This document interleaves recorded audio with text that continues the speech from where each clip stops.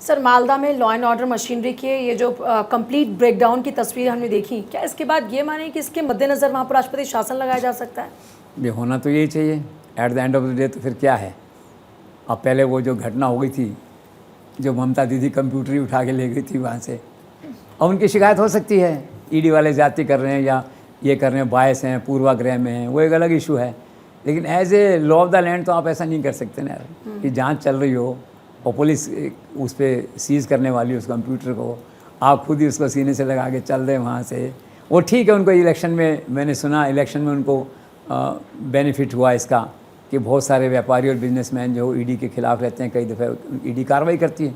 अब जो किसी चोरी पे, टैक्स पे कार्रवाई करती है तो लोग खिलाफ होते हैं, तो ऐसा भी कहते हैं कि उनका समर्थन भी उनको, ममता को मिला। वो तो एक डिफरेंट इशू है, वो तो ईडी एक अलग इशू है, उस पर अपन नहीं जा रहे हैं अभी इसके अंदर जो है। लेकिन उनको ऐसा लगा तो वो भी उस समय ऐसा हो गया था कि उठा के ले आई थी वहाँ से, तो उसी दिन राष्ट्रपति शासन लगाने के हालात थे। देखा जाए तो ईडी वाले बेचारे रोते रह गए। आखिर अफसर ही तो हैं, वो can't compete with political force, political power. कितना आप उनको CRPF दे दो, CSF का कवर दे दो, एक लिमिट है अफसरों के काम करने की।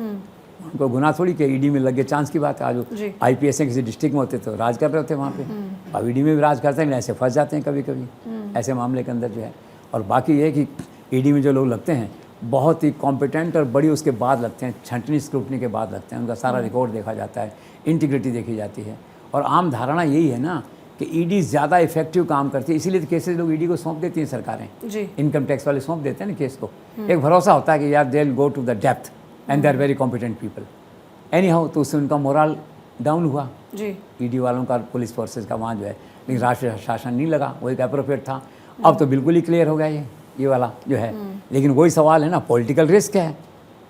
बीजेपी को लगता है कि राष्ट्रीय शासन लगा देंगे तो ममता हीरो हो जाएगी, होगी कि नहीं अलग बात है। एक पॉलिटिकल डाउट आता है, political advisers will never advise to put the state under 356 या शासन वहाँ पे इसको लगा दें। तो अब ये बड़ी मतलब विचित्र स्थिति है, उसको अब राष्ट्र शासन आप लगा नहीं सकते। सुप्रीम कोर्ट का मन करे तो वो भी कह सकता है कि अब उन्होंने तो कह दिया ना कि complete break down of law and order machine in Malda. इसका मतलब क्या होता है 356 राष्ट्रपति शासन, उनका ऑब्जर्वेशन तो आ गया। कल को अगर अमित शाह, नरेंद्र मोदी राष्ट्रीय शासन लगा देते हैं तो सुप्रीम कोर्ट से कोई रिलीफ नहीं मिलेगा। तो उनका ऑब्जर्वेशन क्लियर है कि इट्स ए ब्रेक डाउन। लेकिन इसका फैसला कौन करे, और चुनाव सिर पे है, इसमें पोलिंग है वहाँ पे जो है। तो अब लगता है ये घटना भी ऐसी रहेगी तो राष्ट्रीय शासन तो लगेगा, मुझे ऐसा लगता नहीं।